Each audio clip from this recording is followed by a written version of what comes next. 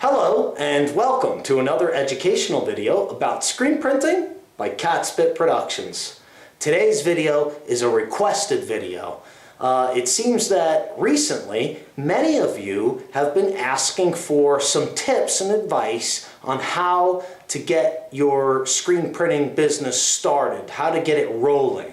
Okay, so we're going to just quickly, briefly talk about some things that relate to a brand new, small screen printing shop that might even be starting from home.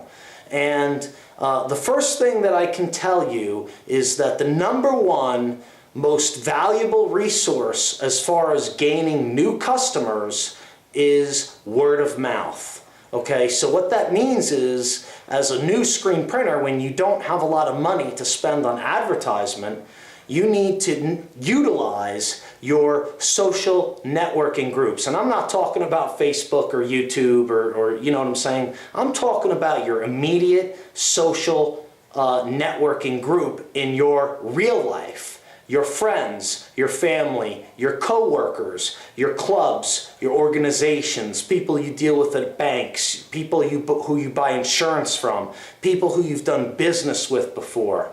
All those kinds of people would be your primary targets for letting them know that you now have screen printing services. And the secondary key to the success of word of mouth is producing a high quality product that lasts, okay? Because if you sell product that is garbage, okay, then word of mouth won't work for you because people will talk badly about you, okay? So it's very critical that in the beginning stages and quite frankly throughout your career, it's very critical to produce high quality, durable products that are just, you know, top notch, okay? And that will help, that alone will help word of mouth, okay? And get you referrals from the jobs that you do, starting with your closest social network, meaning your friends and family,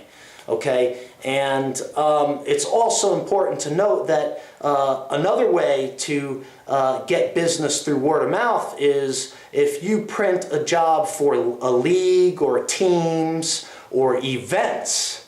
Events are really big. There's something that you can do. It takes a little extra labor and you don't get paid for it, but you can actually print a tag print, stretch my shirt, on the inside of the shirt, in the collar, that says printed by Catspit Productions, LLC.com, and have your phone number. And what you have to do is you have to print it in a very light ink so that it doesn't show through and penetrate on the other side of the shirt. You don't want it to penetrate on this side. But if you do that on large volume jobs that go out to leagues and teams and groups and organizations, you're guaranteed to get some calls back on that type of advertising. Okay?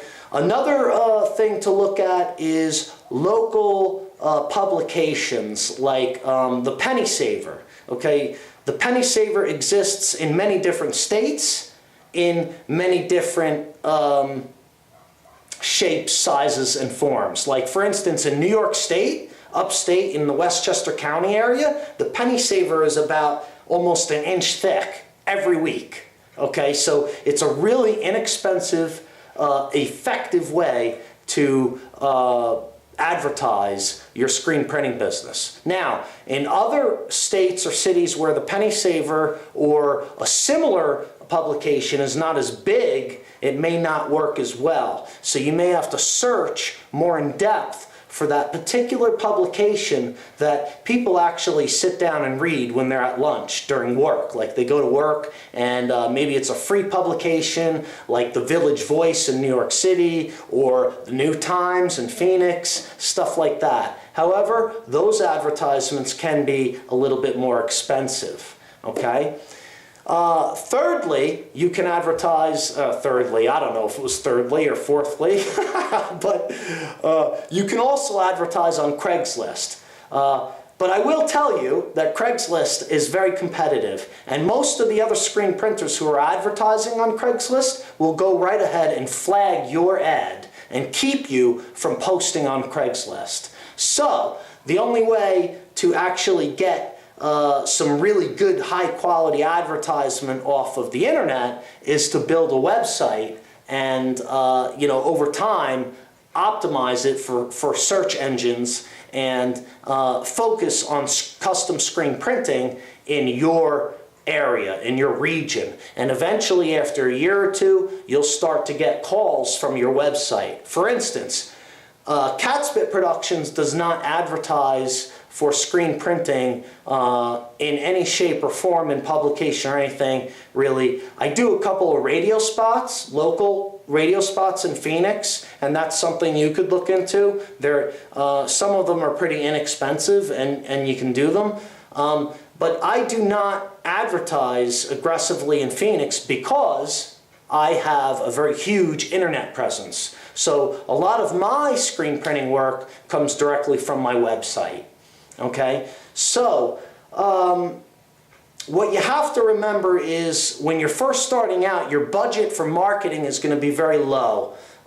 Flyers that you print and then put out in a parking lot on cars really don't work all that well.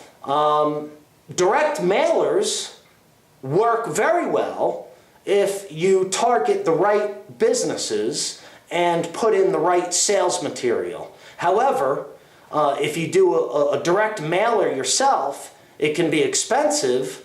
It could cost you a couple $100 in stamps, plus all the printing and envelopes and the time to fold them, stuff them, stamp them, and then deliver them to the post office. But direct mailers are very cool because what that does is it leaves a physical object, business cards, flyers, a letter, stickers, whatever you want. It leaves that on the business owner's desk. Okay? And of course, last but not least, you can make cold calls to businesses that you think might be prime prospects for screen printed t-shirts, such as bars, auto shops, car dealerships, car wash places, lawn care, landscaping, pest control, stuff like that. You can actually, if they have a storefront, walk in with some samples, some pricing, give them a free shirt, give them your card, give them your price list, and again, they have physical material there that's on their desk and there for them. And it's important to note that marketing research has proven that it takes up to 9 times. It takes up, somebody has to see your business and your services up to 9 times before they actually consider doing business with you. That's why a storefront can be a huge help because, for instance, my brother's shop in New York State has a storefront that's right on a street, and about 20 to 25,000 cars pass his storefront every day.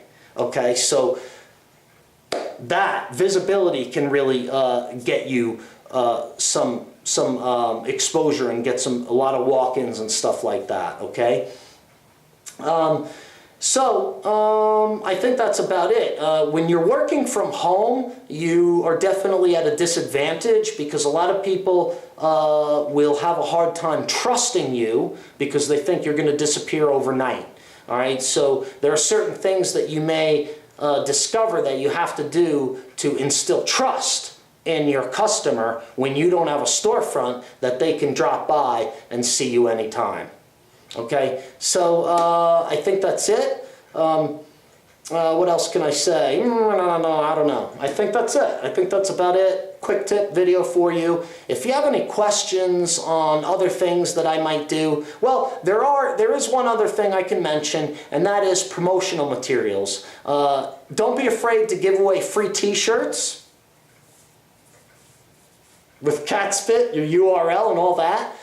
Give away stickers, give away cards, give away as much promotional material as possible, and always make sure that it leads back to you in some way, whether it's a phone number, a URL, or a YouTube channel, okay? And that can help as well. okay? Also, one last note, magnetic signs on your vehicle actually do wonders, okay? I've gotten several jobs just because of the magnetic signs on my car, okay? And in fact, just the other day, I got a job for magnetic signs because of the magnetic signs on my car, okay? So you can do that. And guess what? Catspit Productions actually can make magnetic signs for you if you really wanted to. So if you were interested in that, you could call me. It's not on my website yet because it's such a custom thing. You have to measure out the size and do all the artwork and stuff. But if you needed help with a magnetic sign, contact me. I'll help you out, okay? Same thing with digital banners. That is on my website. Use a banner whenever and wherever you can. And, you know, it's basically all the time, like all the time I carry my business cards in my pocket. I have a special business card wallet. I always have them in my pocket, always. And you should do the same. Always carry your business cards on you at all times.